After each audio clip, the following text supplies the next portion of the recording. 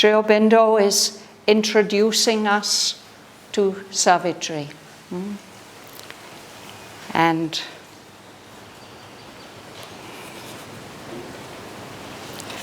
in this, what we were reading last week, he is contrasting Savitri's nature with the ordinary human nature. There was this very colorful passage of different images for our human nature. But he says, this is not Savitri's role. To lead, to deliver was her glorious part. A conscious frame was here, a self-born force. That's where I'll begin reading now.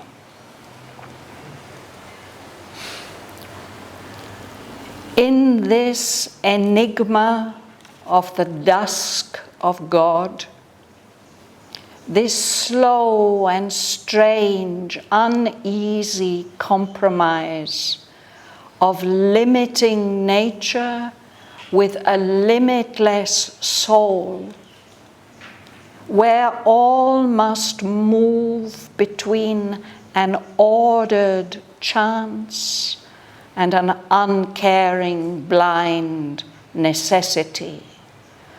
Too high the fire spiritual dare not blaze. If once it met the intense original flame, an answering touch might shatter all measures made, and earth sink down with the weight of the infinite. A jail is this immense material world. Across each road stands armed a stone-eyed law. At every gate the huge, dim sentinels pace. A grey tribunal of the ignorance, an inquisition of the priests of night, in judgment sit on the adventurer soul. And the dual tables and the karmic norm restrain the Titan in us and the God. Pain with its lash, joy with its silver bribe, guard the wheel's circling immobility. A bond is put on the high climbing mind, a seal on the too large wide open heart. Death stays the journeying discoverer, life. Thus is the throne of the inconscient safe, while the tardy coilings of the eons pass, and the animal browses in the sacred fence, and the gold hawk can cross the skies no more. But one stood up and lit the limitless flame. Arraigned by the dark power that hates all bliss, in the dire court where life must pay for joy. Sentenced by the mechanic justicer to the afflicting penalty of man's hopes. Her head she bowed not to the stark decree, bearing her helpless heart to destiny's stroke. So bows and must the mind-born will in man, obedient to the statutes fixed of old, admitting without appeal the nether gods. In her the superhuman cast its seed, inapt to fold its mighty wings of dream, her spirit refused to hug the common soil, or finding all life's golden meanings robbed, compound with earth, struck from the starry list, or quench with black despair the God-given light. Accustomed to the eternal and the true, her being, conscious of its divine founts, asked not from mortal frailty pain's relief, patched not with failure bargain or compromise.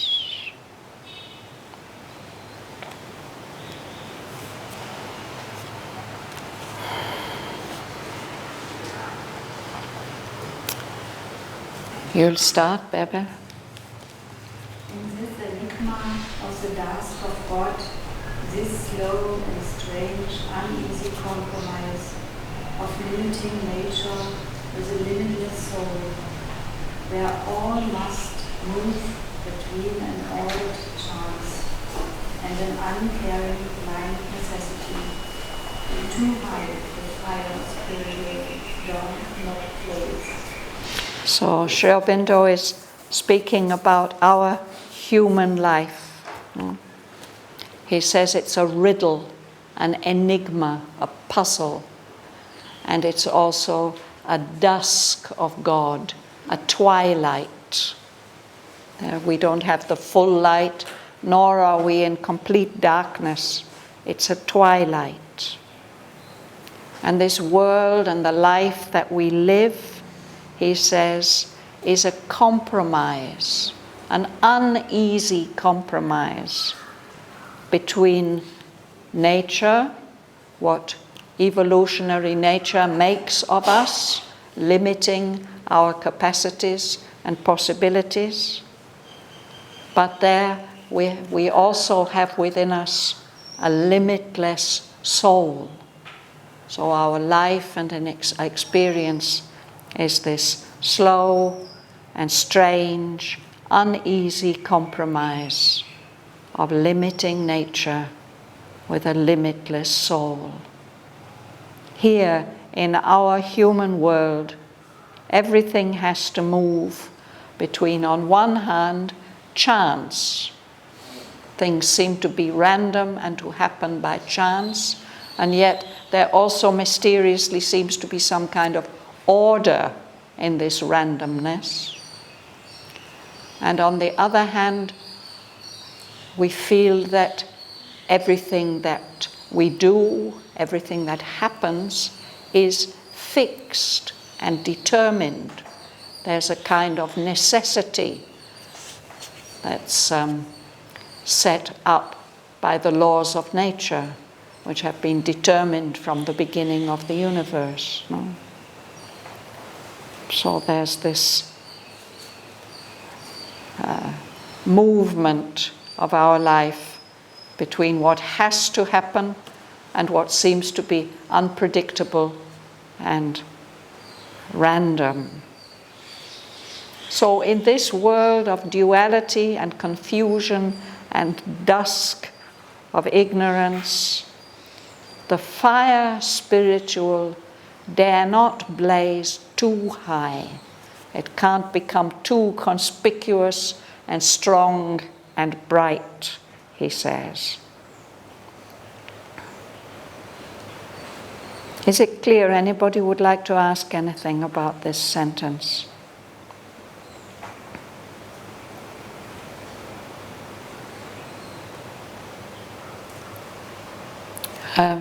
Gentleman at the back, would you read the next sentence, please?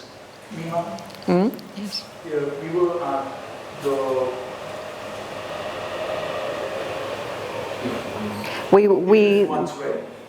too high the fires. Yes. Next line, please.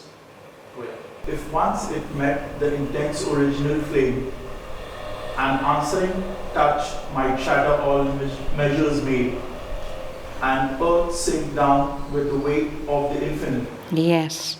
So this spiritual fire, which in us is a small spark, if it would blaze too high and too strong, and if it would really make contact with the original flame of which it is a small spark, then there might be a response. And that response might shatter all these limitations of nature. No? And then this earth, our physical earth, this material world, might be shattered, might sink down because of the immense pressure and weight of the infinite. Mother has spoken about this danger in some of her entretiens.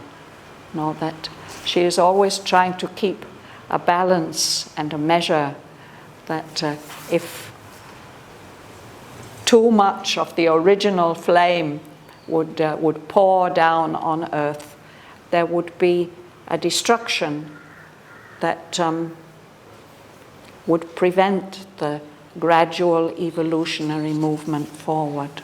So he states that very briefly here, that here in our world and our life, too high the fire spiritual dare not blaze. If once it met the intense original flame that is so powerful, no? An answering touch, a response from there might shatter all the measures, all the limitations by which our life exists. And earth itself, the material principle, would sink down or might sink down with this weight of the infinite. So then he continues to describe the way that we are hemmed in by limitations. Would you read, please? A jail is this immense material world. Across each road stands armed a stone iron wall. At every gate, the huge thin sentinel space. Yes. This is an old-fashioned, unusual spelling of the word we pronounce jail. Sri Aurobindo uses this spelling at two places in the poem, and somewhere else where perhaps it was taken down by dictation, then it's spelt in the more usual way with a J-A-I-L. And I remember from my university days that one of our professors explained to us that this word and its pronunciation and its spelling come from two different old French dialects. A lot of English vocabulary that has to do with law and organization, government, has come into the original Anglo-Saxon base of our language with the Norman conquest, when for several centuries French, an old French, was the language of administration. So she said from two different versions of that old French, the spelling, the pronunciation comes from one version, dialect or version, and the spelling comes from another. Otherwise, it's just one. English language is full of illogical spellings, but this one is really totally unjustifiable. No? So this whole world is like a prison. And wherever there's a road, apparently a road of escape, no, there's a law barring the way.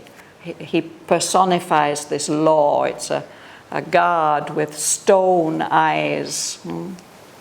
And wherever there's a gate, you think you might pass out of the prison, there are guards, sentinels, huge, dim sentinels pacing up and down to prevent you escaping. Slava, would you read? Great tribunal of the ignorance and judgment Inquisition.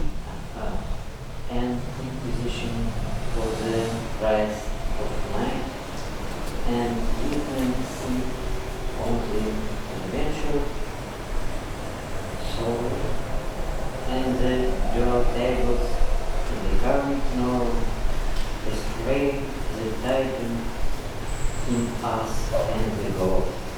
Pain with its flesh, joy with its silver bright, what the wheels surveying immobility. Immobility. Yes. A tribunal is a kind of court with 3 judges. He says there's a tribunal of the ignorance, the magistrates who organize and judge all this, our world. It's also an inquisition of the priests of night. The Inquisition refers to a very terrible kind of religious tribunal or court from the Middle Ages in Europe, which used to try and torture and punish people for their religious beliefs.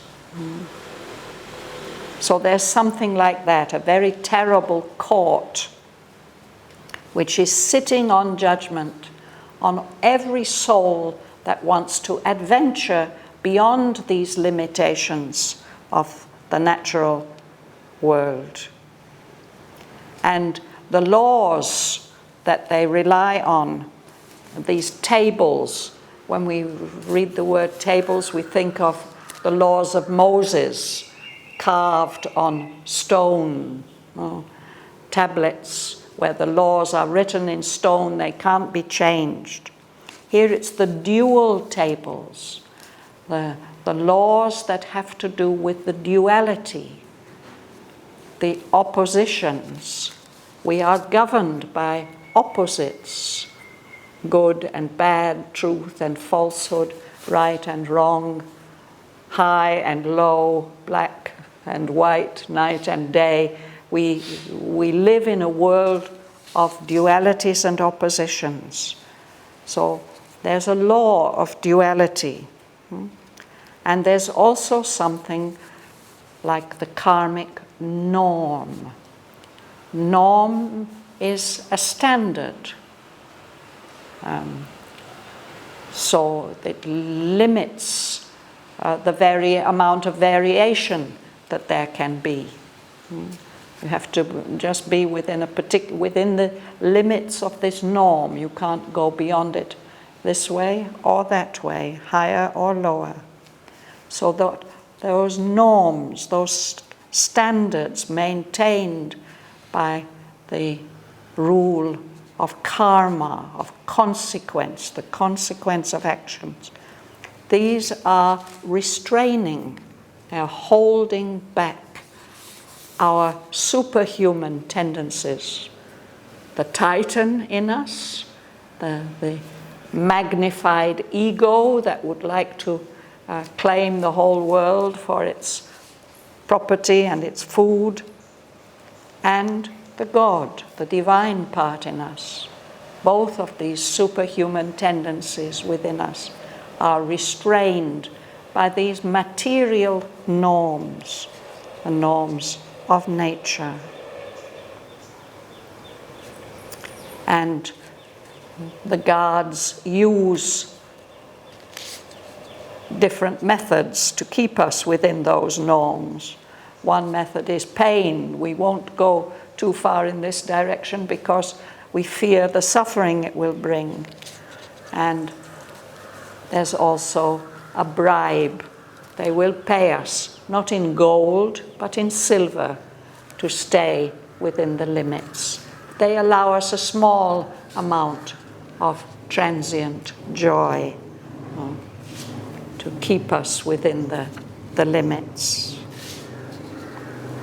So these are the ways in which this wheel of karma, this wheel of law keeps turning without ever moving any further. It stays in the same place. It circles, but it doesn't move forward. Shraddhavan, do you know if Sri Aurobindo read Swinburne? I'm sure that he read Swinburne. Because the line here, a jail is this immense material world, across each road stands armed a stone-like god, every gate the huge dim sentinels face a grey tribunal. There's a part where Swinburne says, he hated Christianity, he saw it as the reason for the drabness of the world. Yes. And he said, thou hast won, pale Galilean, the earth has grown grey from thy breath. Yes. And this is a very similar image. Yes. Yeah. Thank you. Yes. Yes, it's interesting how we find in this poem echoes, not only from English literature, but from world literature here and there. So thank you for identifying that one. Also, allusions.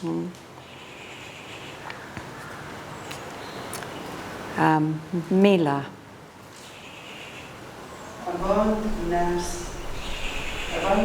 is put on the high climbing mind, a seal on the too large, wide open heart. Then stays the yearning discovery life. Yes, so this is summing that up, how we are kept within our limitations. If our mind tries to soar too high, it discovers that it's tied down, it can't go too far. And similarly, the heart is not allowed to open itself too widely, too generously. And there's life, the great adventurer, the journeying discoverer life. But there's always death to put a stop to its discoveries, to limit how much we can achieve in a lifetime. What is the meaning of stays here? Stays, it means to stop. Stay, stand, don't go any further. Or to hold back. Yeah.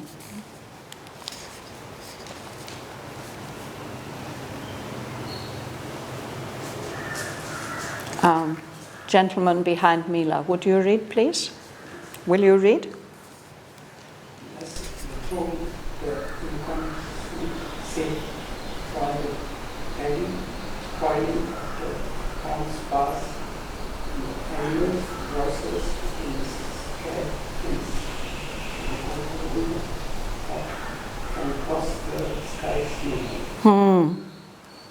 This is a very symbolic sentence, no?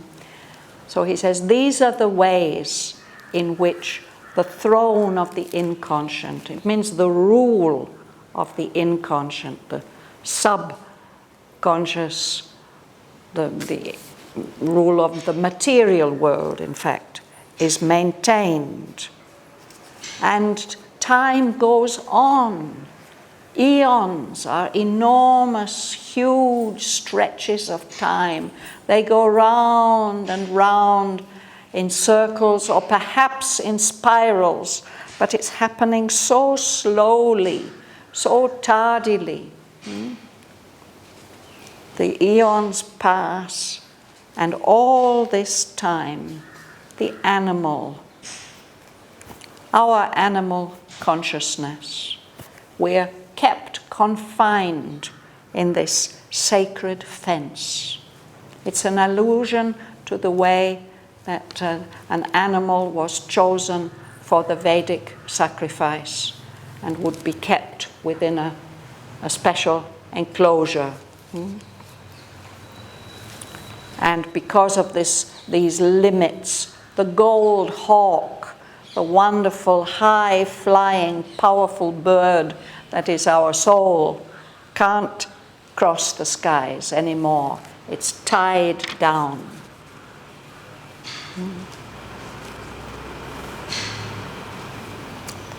Things are kept as they are. The whole manifestation, material manifestation, is in a way stabilized on this base of unconsciousness. And all these factors prevent that from changing. Kamala. But one stood up and lit the limitless flame, arranged by the dark power that hates all bliss, in the dark cloud where life must pay for joy. Self-turns by the mechanic justice to the afflicting calamity of man's hopes. Her head she bowed not to the stark degree, bearing her helpless heart to destiny's stroke. Yes. So he said, too high the fire spiritual dare not blaze, no? And he gave the reasons. But now he's telling us that somebody did stand up and light that limitless flame. This somebody is Savitri. And we were reading last week, I think it was last week or a couple of weeks ago, about Savitri's situation now. How it's as if she's in a court where she has to plead her case upon extinction's verge. And in the world's death cave, uphold life's helpless claim and vindicate her right to be and love. This is the situation that Savitri is facing now. So she's arraigned, she's brought before the court and prosecuted and accused by the dark power that is against bliss. And there's this terrible court, this grey tribunal of the ignorance, this inquisition of the priests of night. She's being accused there in this dire court where life must pay for joy. Joy must be punished. And she is being sentenced by the mechanic justicer. It's as if there's no conscious judge who weighs up the rights and the wrongs of the case and makes an enlightened decision. It's only a mechanic justicer. It's just doing things automatically. So much joy, so much pain. Well, it's a mechanic justicer. So she too, although she's brought so much higher consciousness and bliss with her, she is now being sentenced to the afflicting penalty of man's hopes. All of us have hopes. We even, in a way, live by hope, but our hopes are very often disappointed, and it's as if somebody is punishing us even for having ever hoped for something better. She's being arraigned in the court, she's being sentenced, but she does not accept that judgment of the court. She is not bowing her head to that decree of the mechanic justicer and just willingly exposing her helpless heart to the blows of destiny. She will not do that.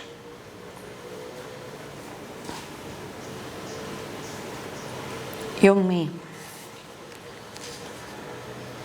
So vows and mastermind-born willing man, obedient to the statutes fixed of old, admitting without appeal the net that her gods. In her the superhuman cast its seed. Thank you. So the ordinary human will, the mind-born will in us human beings, we have to accept these limitations and the decrees of the mechanic justicer. We have to obey these laws that have been established in the universe from its very beginning. And we have to accept without appeal the nether gods, the gods who rule the lower levels of nature and of consciousness. But she does not have to accept, because in her the superhuman cast its seed. There's something more than human in her, and it's her mission to establish that superhuman possibility on earth. Josie. In act to fold its mighty wings of dream, her spirit refused to hug the common soil, or finding all life's golden meanings love, compound with earth, struck from the starry list, or quenched with black despair the God-given light. Yes. So her spirit, it won't just behave in the ordinary human way, the ordinary earthly way, clinging to matter. Her spirit is not used to having to fold its wings. What did we read about her far high winging spirit? No? Her young, large visioned spirit overflew the ways of thought to unborn things. Her spirit has powerful wings that carries her far beyond the human possibilities. And it's not used to folding those wings. So her spirit refused to stay bound to the material world. And even though she may be feeling that all the golden meanings of life have been taken away from her since her husband has to die, still, she's not going to make a compromise. She's not going to compound to come to an agreement with Earth.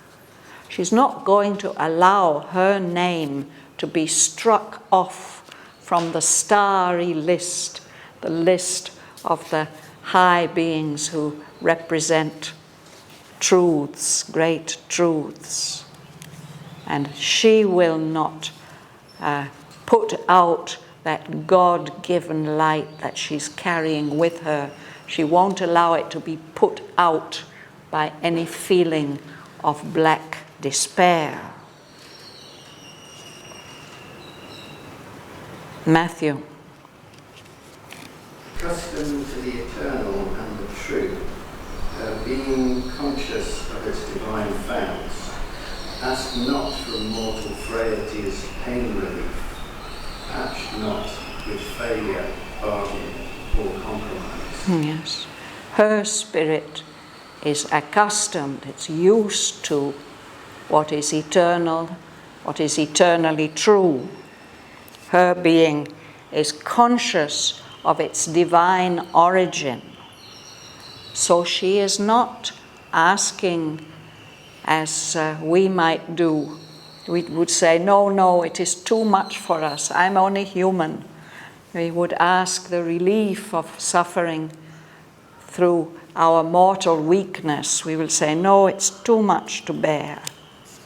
But she will not patch up any bargain or compromise with failure.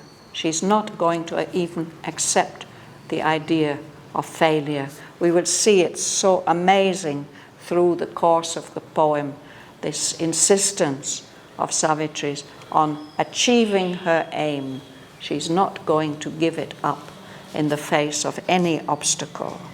She will not patch up a compromise, no compromise with failure, no bargain. Would you read, please? At the back, would you read? Yes? Hema, would you read, please?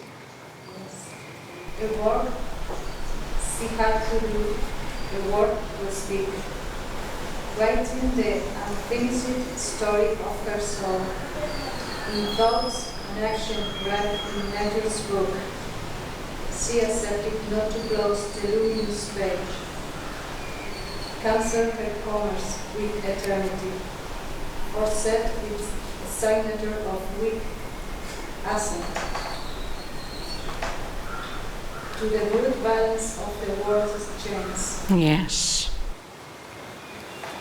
So Savitri has come to this world to do a work and to speak a word, not only to give a message, but to speak a word of creation, which brings about a great new possibility.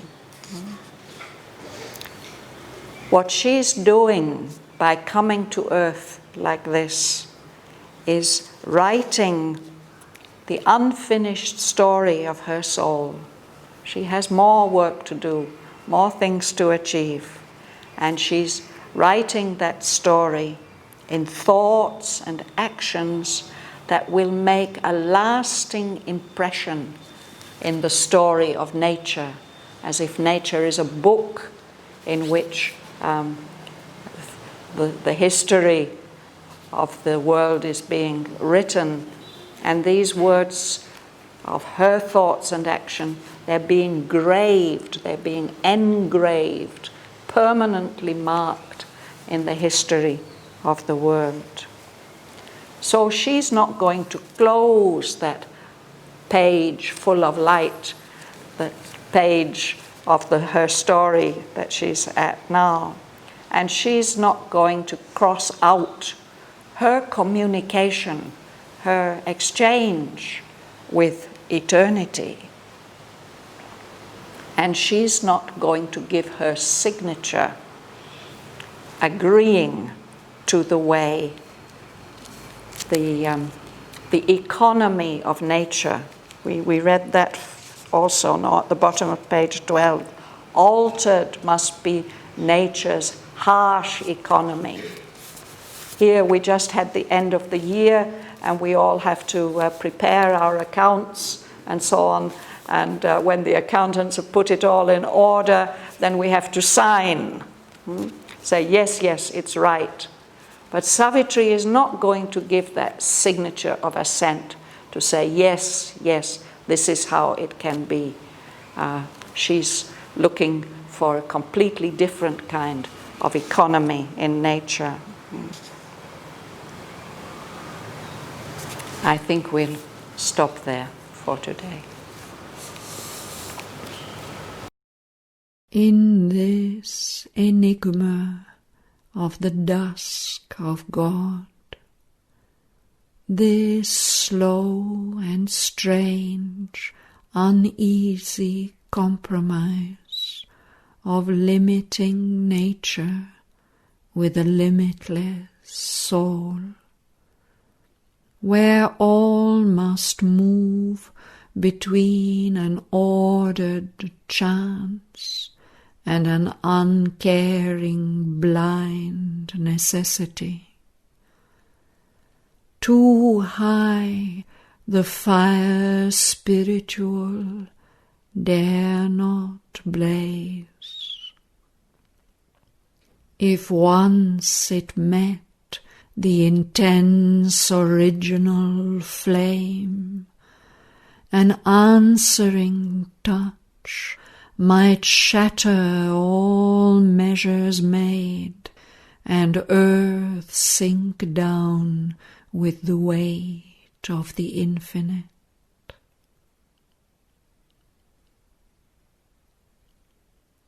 A jail is this immense material world. Across each road stands armed a stone-eyed law. At every gate the huge dim sentinels pace. A grey tribunal of the ignorance, an inquisition of the priests of night in judgment sit on the adventurer soul, and the dual tables and the karmic norm restrain the Titan in us and the God. Pain with its lash, joy with its silver bribe, guard the wheel's circling immobility. A bond is put on the high climbing mind, a seal on the too large wide open heart. Death stays the journeying discoverer life. Thus is the throne of the inconscient safe, while the tardy coilings of the eons pass, and the animal browses in the sacred fence, and the gold hawk can cross the skies no more.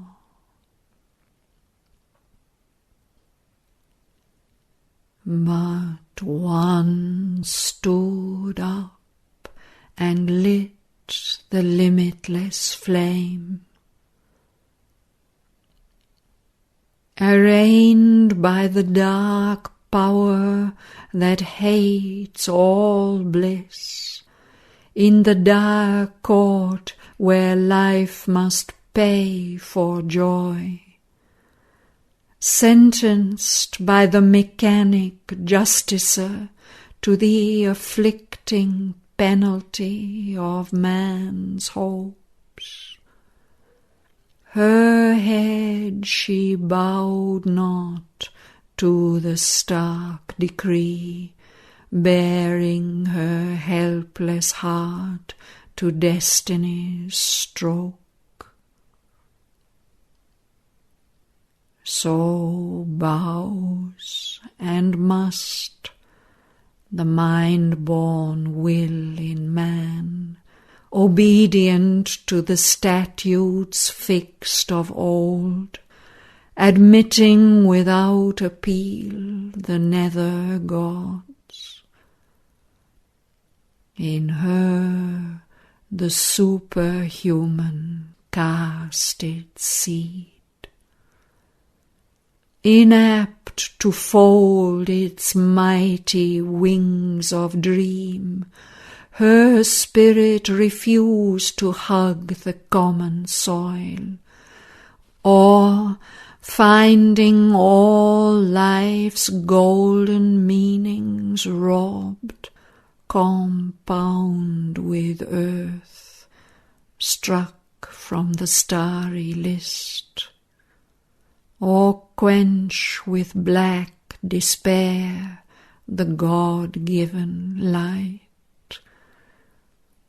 Accustomed to the eternal and the true, her being conscious of its divine founts, asked not from mortal frailty pain's relief, patched not with failure, bargain or compromise.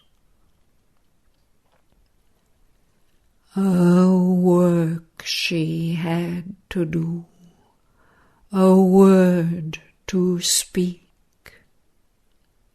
writing the unfinished story of her soul in thoughts and actions graved in nature's book. She accepted not to close the luminous page, cancel her commerce with eternity, or set a signature of weak assent to the brute balance of the world's exchange.